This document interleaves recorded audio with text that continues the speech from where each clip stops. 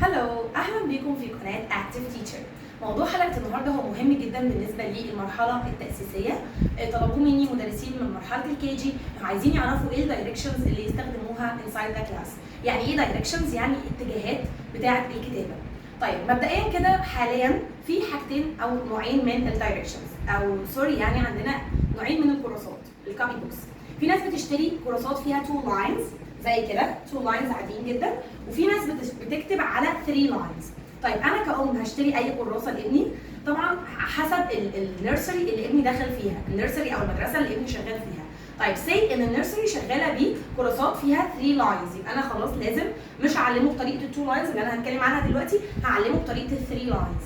طيب سي ان النيرسري شغاله بال2 لاينز، يبقى انا كمان هعلم الطفل وادربه في البيت واحل معاه في حاجات فيها 2 لاينز.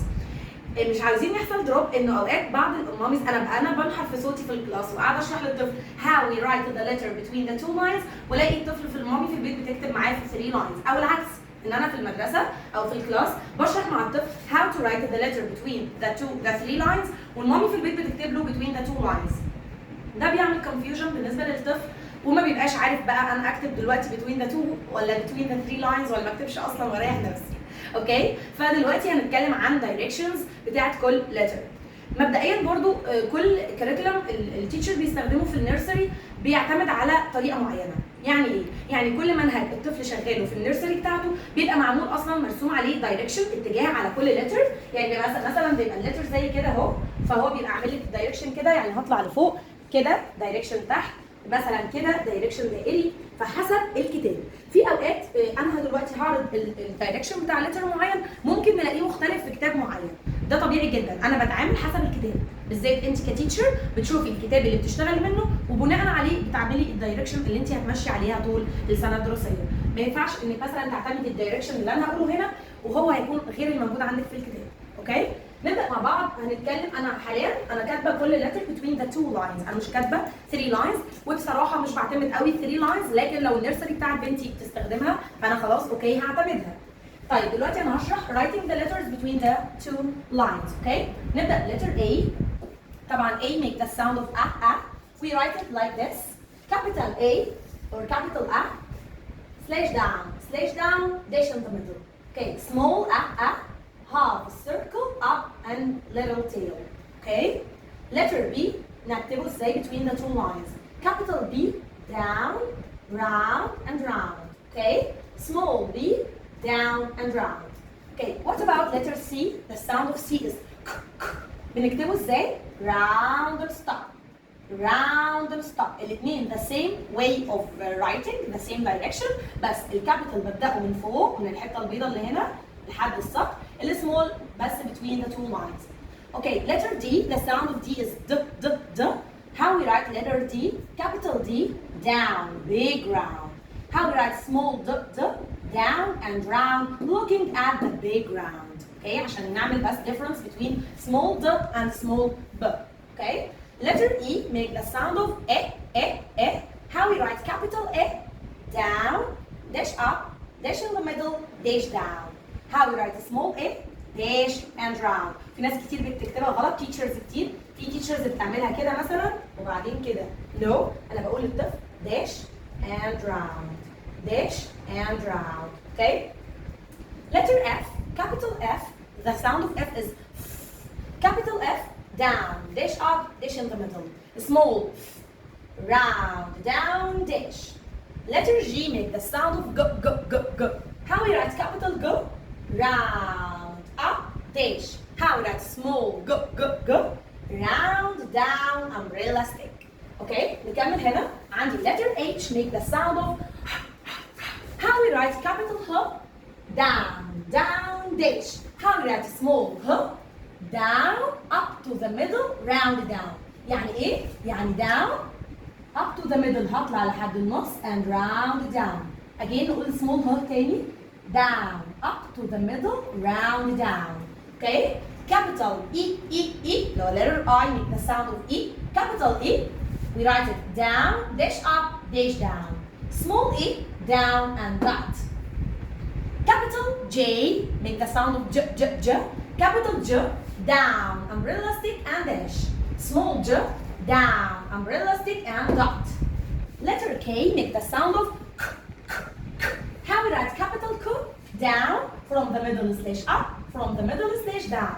The same way, small, down from the middle slash up, from the middle slash down. بس ايه الفرق بقى؟ الكابيتال ببدأ من هنا واعمل from the middle slash up, from the middle slash down. لكن السمول بيبقوا two، يعني التو داشز اللي هيطلعوا بيبقوا جوه two lines. لكن الكابيتال بيطلعوا فوق.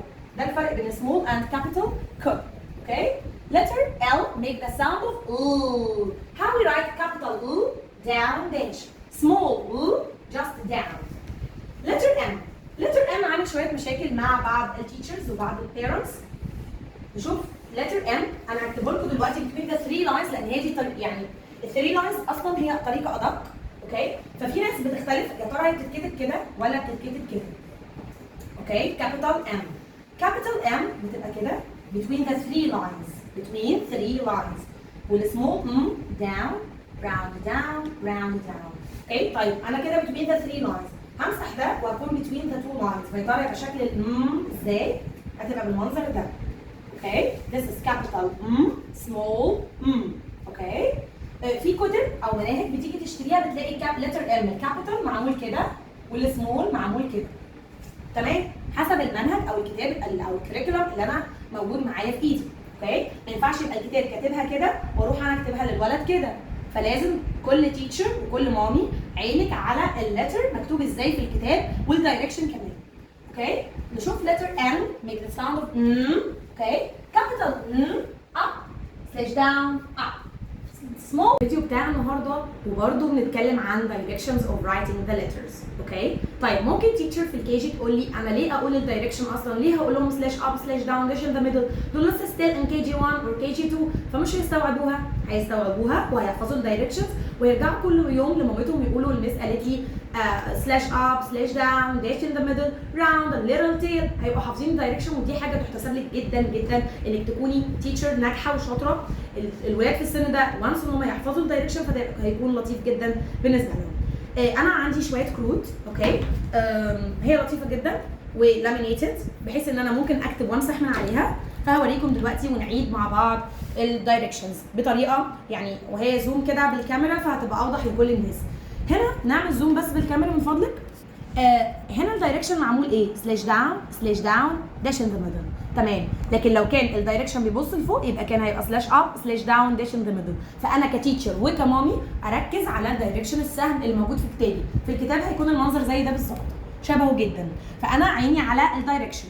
فالدايركشن عندي في كابيتال ا بيقول ان انا هقف هنا في الدوت اللي من فوق واعمل سلاش داون اوكي داش ان ذا ميدل. هعمله اخلي الطفل يعيده هنا تاني سلاش داون داش ان ذا ميدل سلاش داون داش ان ذا ميدل.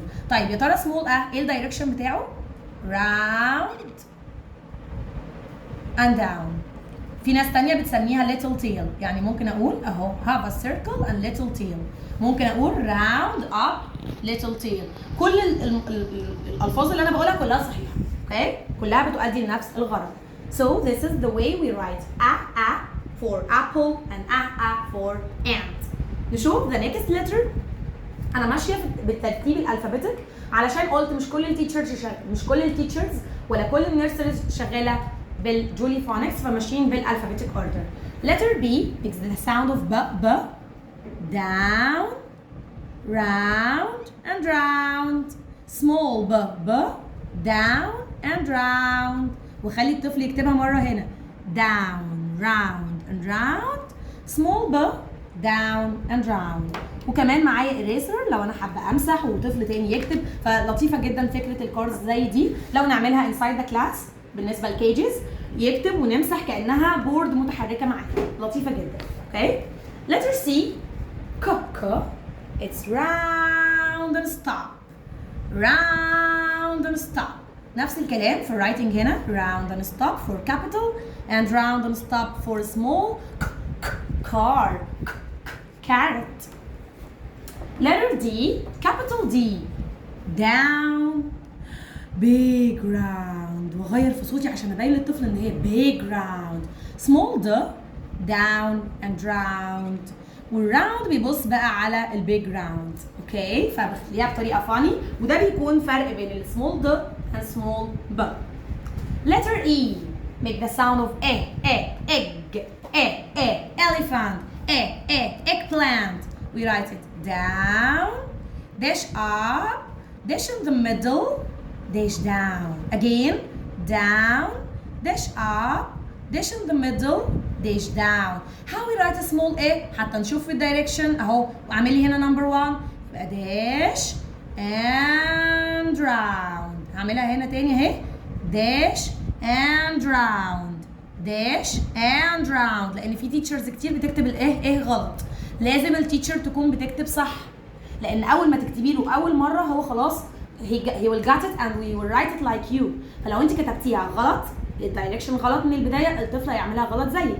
فما جيش كمان اغير قدام الطفل، يعني ما جيش في مره اعملها للطفل كده اوكي، واجي بعد كده اقول له لا دي هي داش اند راوند. حتى في الشكل دي احلى، دي صح، داش اند راوند، لكن ما بعملهاش ان هي ك وبعد كده اعمل لها كده. اوكي، اكتب صح مع الطفل من اول مره بليز. letter F make the sound of down, dash up, dash in the middle, small f, round, down, dash.